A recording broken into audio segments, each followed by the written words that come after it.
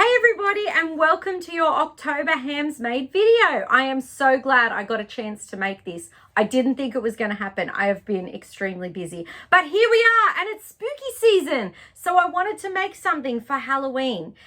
In my suburb, we like to put decorations out the front if you're into trick-or-treating. So basically, if you see Halloween decorations on the house, you know it's okay to go and knock on the door.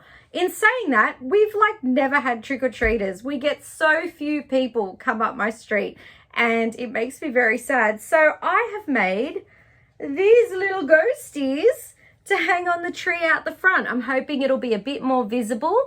People will spot it from the corner and they'll come and trick or treat with us, because otherwise I'm going to have to eat all the chocolate. That's a shame. Anyway, stick around and I'll show you exactly how to make these cute little flying ghosties. They weren't too tricky. You've still got time to do it before Sunday. A few of mine are actually still drying outside, but I'll put some pictures at the end. I hope you enjoy, and happy Halloween! The first thing I had to figure out for my little ghosties was how to do their eyes. Now, I've seen some similar ideas and they've used googly eyes stuck on at the end, but I didn't want to do that because if we get a little bit of hot weather, they will fall off. Just ask me about my igloo. I have a bad reputation for glue guns and hot weather.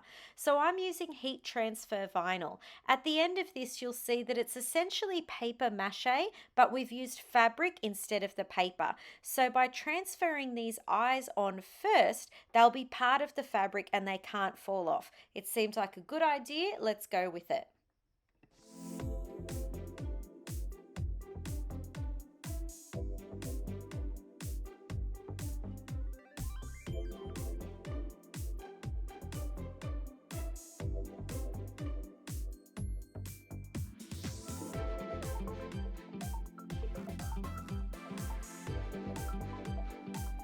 Look at the state of that press and just think how many hundreds of things I have transferred on this poor old piece of equipment.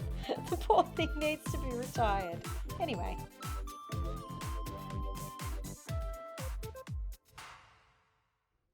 The rest of the equipment you're going to need are some plastic cups, a stirrer, Mod Podge or glue, the rest of your fabric cut into strips, and some balloons.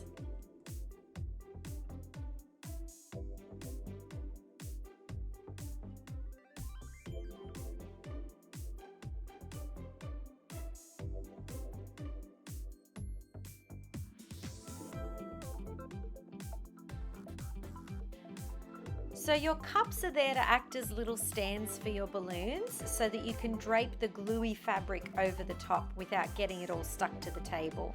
You want to use 2 parts glue to 1 part water, and if you're ready, here is the moment that I really messed up, but we'll get to that later.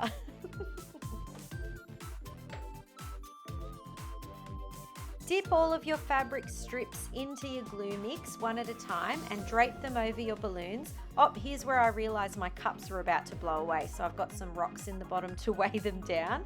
But yeah, keep dipping your fabric and layering them over the balloons. Just roughly, they can have little lines and gathers because they're meant to look like textured ghosts flowing in the breeze. So any little lines and gathers just add to that.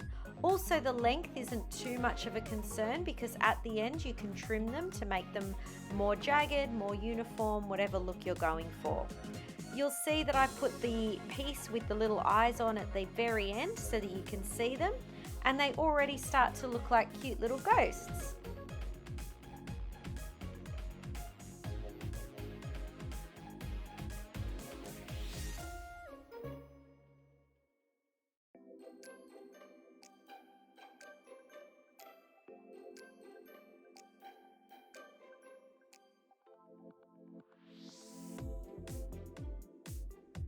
Here I go, little ghost after little ghost, and I am super pleased with my efforts. I am flying through this and I'm like, easy, I'm gonna have ghosts in no time.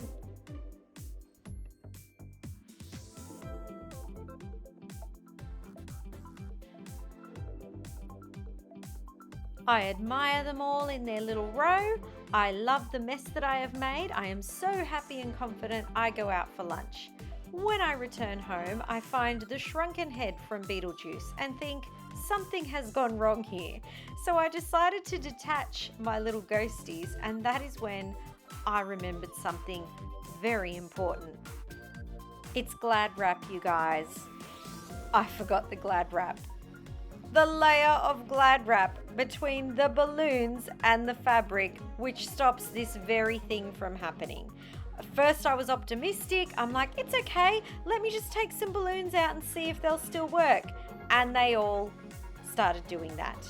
The fabric is actually attached to the balloon itself, so as it shrinks, it takes the fabric with it, and there is nothing I can do.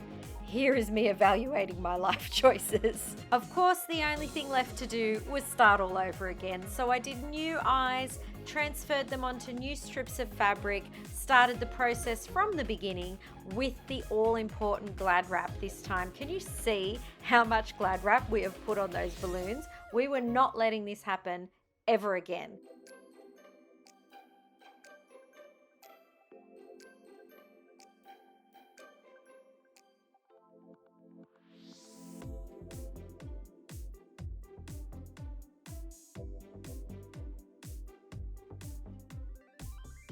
I left them to dry for a few hours, and then with great apprehension. All right, oh gosh.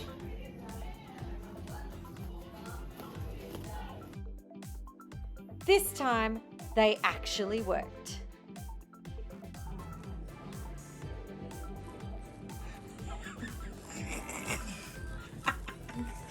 I think I'd gone a little nutty by that point and was very relieved that these ones worked out. So with a needle and thread, you can put a loop of string through the top of your ghost. Clear fishing line would have been better because they'll look more like they're floating.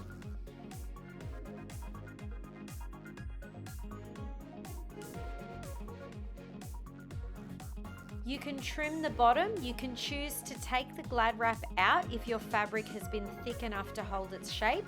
I left mine in just for a bit of extra stability, and I think I might trim it a little more tomorrow because I could just see a couple of bits poking out the bottom. But as you can see, they look super sweet out the front, and I am really looking forward to Sunday. Nothing wrong with getting dressed up and having a bit of fun with the kids. So I hope you've enjoyed this. Get messy, share your photos if you make some ghosts, and have a great Halloween. See you next time.